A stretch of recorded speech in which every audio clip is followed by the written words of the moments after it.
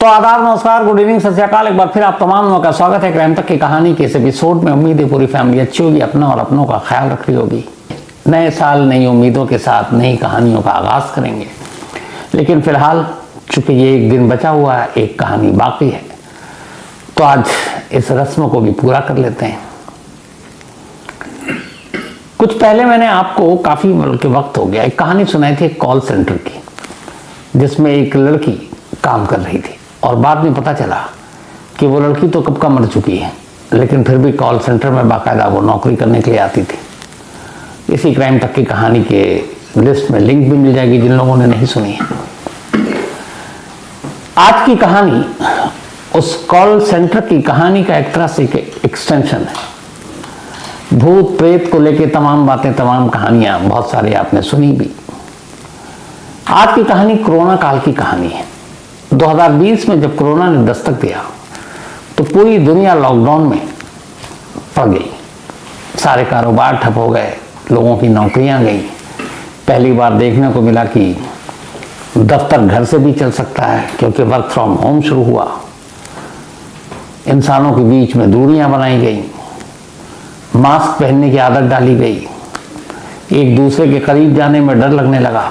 यहाँ तक कि अगर शुरुआत में तो किसी मोहल्ले में पता चल जाए कि कोई एक कोरोना पेशेंट है तो उस गली तक से लोग अपना मुंह मोड़ लेते थे।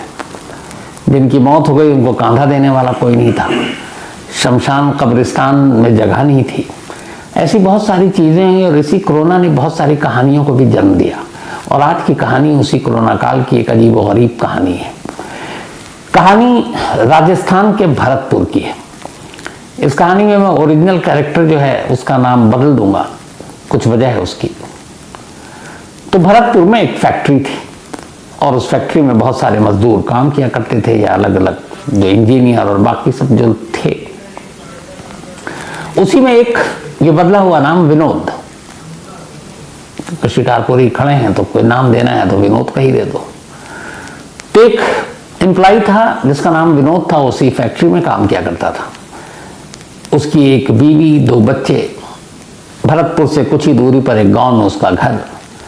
ठीक ठाक परिवार चल रहा था, जिंदगी सही कट रही थी। जितने पैसे मिलते थे उसमें पूरे परिवार का ठीक ठाक से गुजारा भी हो रहा था। लेकिन तब तक जब तक कि कोरोना ने दस्तक नहीं दी। जब कोरोना आया और उसके बाद शायद 25 फरवरी या मार्च की वो तारीख थी जब पहली बार इस देश में लॉकडाउन लगा। तो उस लॉकडाउन के बाद कोरोना ने इतनी दहशत मचा रखी थी कि लोगों को अपने घरों में रहना पड़ा। दुकानें बंद हो गई, शोरूम, मॉल, फैक्ट्री, सब जगह ताले लग गए, क्योंकि जान ज़्यादा ज़रूरी थी।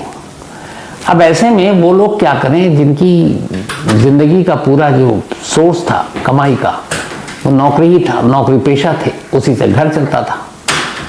तो शुरुआत में बहुत सारे लोगों ने इंसानियत दिखाई। भरतपुर के इस फैक्ट्री के ओनर ने भी इंसानियत दिखाई और उन्होंने कहा कि चलो जब तक फैक्ट्री बंद है या आफत टल जाए तब तक हम तमाम लोगों को तनख्वाह देंगे। उन्हें भी उस वक्त तक अंदाजा नहीं था कि ये लॉकडाउन कितना लंबा खींचेगा। उन्हें लगा 2-4 महीने की बात है, इतना तो हम लोग झेल लेंगे, थोड़े बहुत कम करके पैसा दे देंगे। तो फैक्ट्री बंद हो गई। मजदूरों से कहा गया कि सरकार का आदेश है, लॉकडाउन है, आप लोग अपने अपने घर रहो, लेकिन हम कोशिश करेंगे हर एक मुलाजिम को उसका जो भी पैसा है वो दे सकें। उन्होंने 2-4 महीने वादे के हिसाब से दिए भी, लेकिन इधर कोरोना बढ़ता जा रहा है। उम्मीद कुछ है नहीं लॉकडाउन खुलने की। अब मालिक भी इतने पैसे कहाँ से दे। तो 3-4 महीने के बाद वो पैसे देने का सिलसिला भी बंद हो गया। लोग घरों में कैद थे, कहीं काम नहीं कर सकते थे। जिनके पास और कोई जरिया नहीं था आमदनी का, वो क्या करते, कहाँ जाते।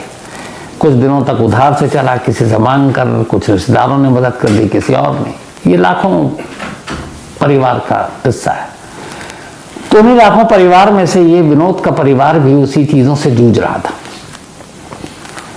जैसे तैसे करके कोरोना काल काट लिया विनोद के परिवार ने। कोरोना ने धीरे धीरे अपना कहर कम किया। इसके बाद सरकार के आदेश पर अब जिंदगी ढर्रे पर आई। कल कारखाने, दुकानें, मॉल, सिनेमा हॉल सब खुलने शुरू हो गए। तो इसी में भरतपुर की ये फैक्ट्री भी खुल गई। जब फैक्ट्री खुली तो सभी मुलाजिम काम पर लौटे, राहत की सांस ली। विनोद भी काम पर लौटा। अच्छा, इस फैक्ट्री में विनोद की एक बड़ी अलग पहचान थी। वो बहुत ही हंसमुख, मिलनसार, अपने तमाम कुलीग जो भी साथी वहाँ काम करते थे उन सबसे बहुत प्यार से बात करता, उन लोगों का दिल भी बहलाता अपनी हंसी हंसी वाली बातों से। तो उसका जो रेपो था वो बहुत अच्छा था कि एक बहुत अच्छा इंसान है, और वो दिल का इंसान भी अच्छा था। तो लोग उसकी कदर भी करते, इज्जत भी करते, उसे मिस भी करते।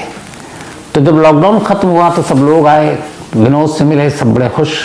फिर से जिंदगी वैसे ही पटरी पर लौट आई जैसे 2020 कोरोना से पहले थी। लेकिन इस बार लोगों ने महसूस किया कि विनोद के बर्ताव में कुछ तब्दीली आ गई है।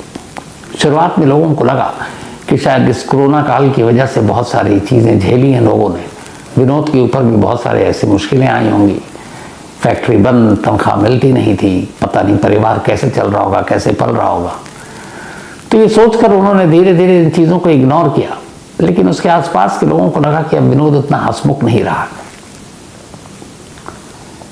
अब विनोद काम भी कर रहा, और यहां तक कि अब वो ओवर टाइम भी करने लगा। उसने अपने मैनेजर से कहा कि जो भी काम है, अच्छा फैक्ट्री में अब काम शुरू हुआ था तो काम बहुत था, तो बहुत सारे ऐसे मजदूर होते हैं या काम जो कर्मचारी हैं वो होते हैं जो ओवर टाइम नहीं करते क्योंकि थक जाते हैं। लेकिन उस फैक्ट्री में इकलौता विनोद था जिसने कहा कि मुझे ओवर टाइम भी करना है। अब वो ओवर टाइम भी करने लगा।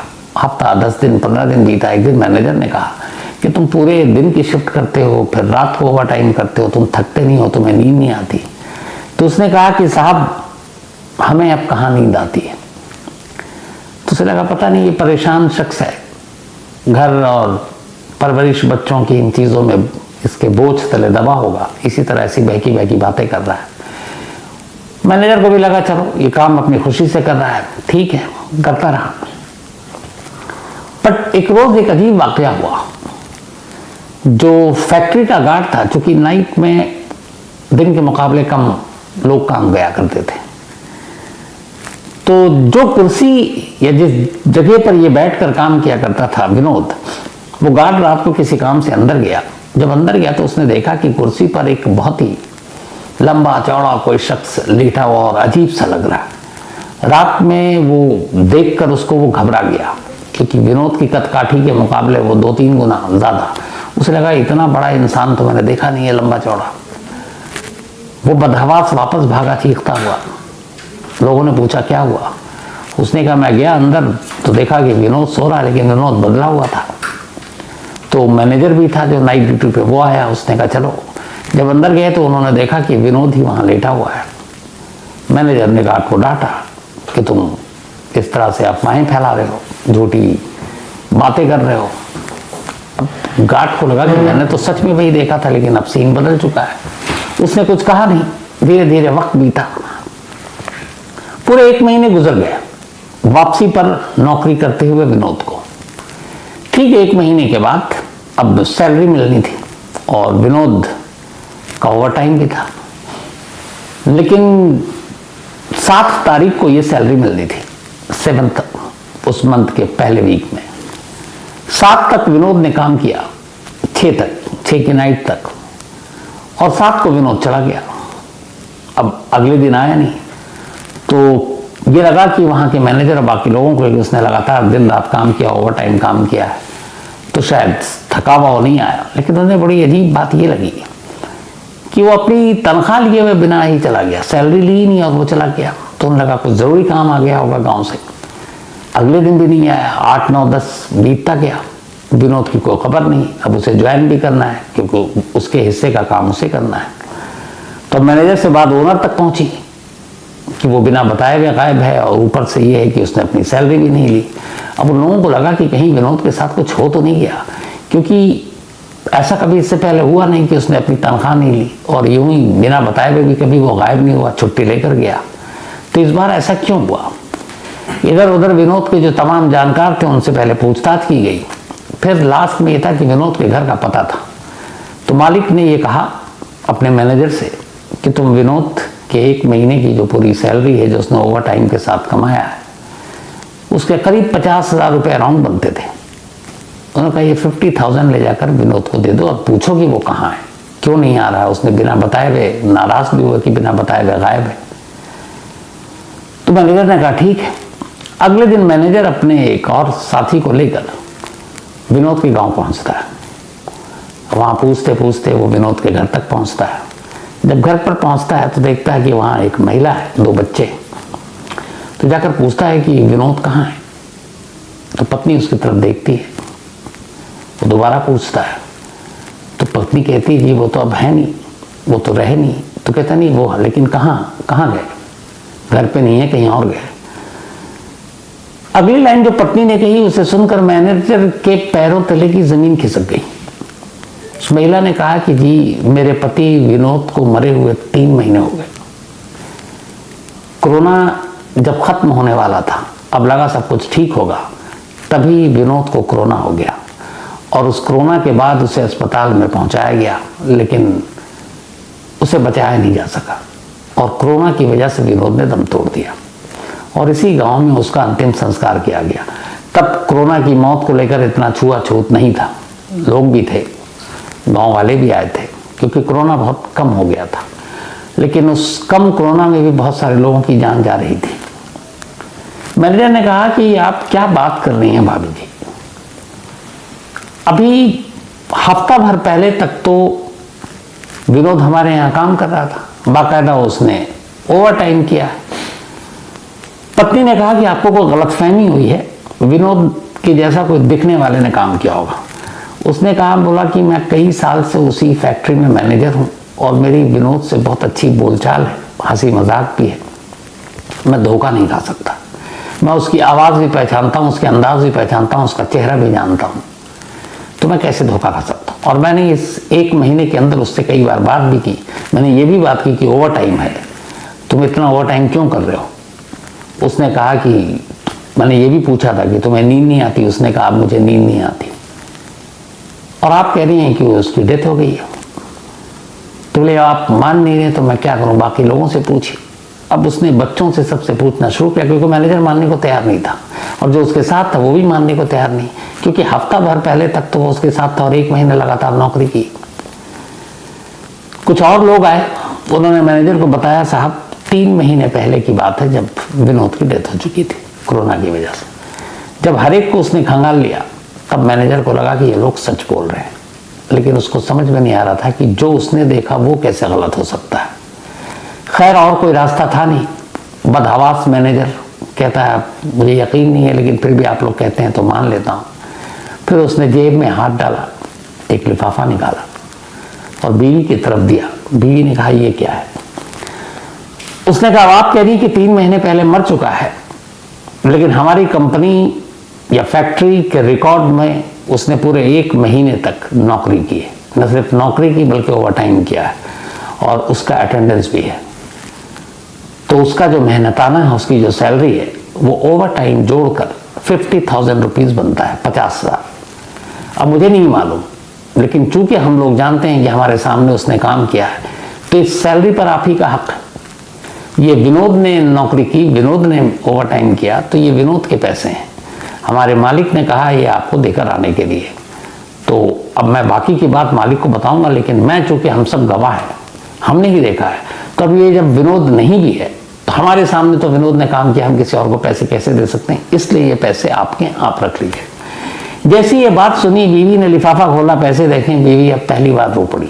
अब तक मैनेजर ने जब पूछा विनोद कहाँ है, क्या हुआ, उसने बताया सारी कहानी कि 3 महीने पहले डेथ हो गई, लेकिन बीवी की आंखों में तब तक आंसू नहीं थे। लेकिन जैसे ही उसने लिफाफा खोला और देखा कि 50,000 रुपये हैं जो बताया, बीवी रो पड़ी। मैनेजर ने पूछा कि आप क्यों रो रही हैं। उसने कहा मैं समझ गई इस पैसे के पीछे की कहानी क्या है। उसने कहा जब मेरे पति विनोद की डेथ हुई, उसके बाद सारे रिश्तेदार एक कर चले गए। अब हम लोगों ने सोचना शुरू किया, 2 बच्चे थे, मुझे कोई काम आता नहीं है, तो बच्चों की पढ़ाई लिखाई और घर का चूल्हा कैसे जलेगा, कोई मदद करने को आएगा भी नहीं। और बाकी लोग ऐसे थे कि उन्होंने मदद भी नहीं की। तो मैं बड़ी परेशान थी और दोनों बच्चों को लेकर कि वो ऐसे इस उम्र में चले गए कि अब घर का क्या होगा। तो मैं एक दिन अपने बच्चों से रोते हुए ये बात कह रही थी कि अगर कोई हमारी मदद कर देता और हमें 40-50,000 रुपये दे देता तो हम इसी घर के बाहर एक छोटी सी दुकान खोल लेते और उस दुकान से हमारा घर चल जाता। बीवी ने कहा कि शायद विनोद ने ये बात सुन ली। और विनोद का मतलब उसकी आत्मा में। और उसने कहा कि देखिए ठीक 40-50 बोला था मैंने और अब आपने 50,000 ला कर दिया। मैनेजर ने कहा कि अगर वो ओवर टाइम ना करता तो शायद 35 से 40 के बीच में उसकी सैलरी बनती, पर ओवर टाइम करने की वजह से अराउंड 50,000 मिला।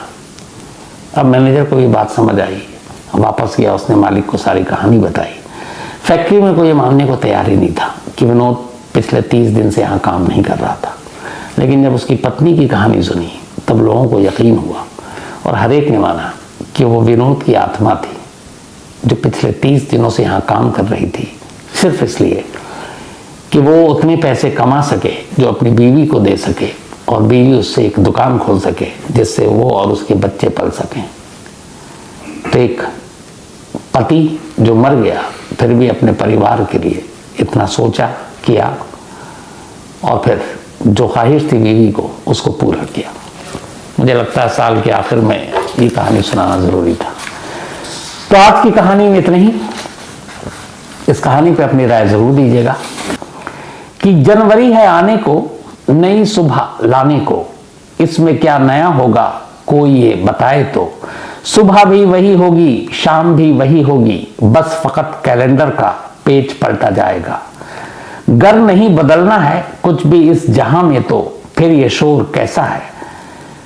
हर तरफ उजाले हैं कोई तो वजह होगी, आज तो जगी होगी जनवरी के आने की, नई सुबह लाने की। बहुत खूब सैयद फरोग अमरोही साहब।